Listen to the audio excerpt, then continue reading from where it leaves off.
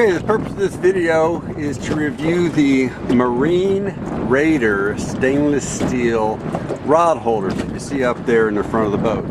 And I usually don't review stuff until I've had it for several years, but from the installation process and just noting the quality and the construction and using them maybe 10 or 12 times so far, it's very clear that this is the high quality stuff in terms of that style rod holder. We had some plastic ones in the boat that only lasted 4 years or so before exposure to the elements and the ultraviolet. They were coming apart. We couldn't trust putting a rod in them. Certainly not putting a rod in it while you're fishing. Even we couldn't trust it with a rod in it even when you're just driving the boat around. So we replaced them. You know, we were at Academy and I said, wow, those look nice. Maybe I'll get those in the new year during the off season to kind of fix up the boat a little bit and improve things. But my wife was with me and she noticed they were on sale.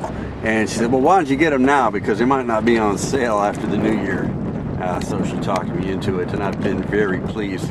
If you'll notice, that one has a fillet knife sitting in it just in case we need to cut bait or other cutting chores while out on the boat. One of those rods in it is fishing, and I've got no concern at all if a big redfish hits that line that's being fished and pulls real hard. That rod holder's not letting it go.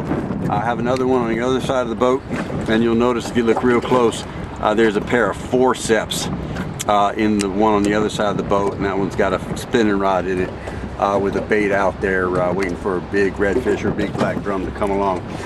Been very pleased and I highly recommend the Marine Raider stainless steel rod holders. But before I let you go, let me encourage you just to be a prayerful person. You know, man was created to rule over the fish of the sea, the birds of the air, and the beasts of the field. As it says in Genesis 1, be fruitful and multiply, fill the earth and subdue it, and rule over those things.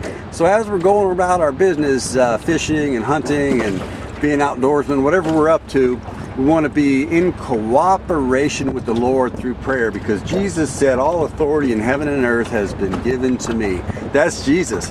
So we want to recognize Christ's authority. So if we're fishing or hunting or doing our thing, filling the earth and subduing it, we want to be in cooperation with the Lord Jesus, because he is the King of Kings and the Lord of Lords, and he owns it all.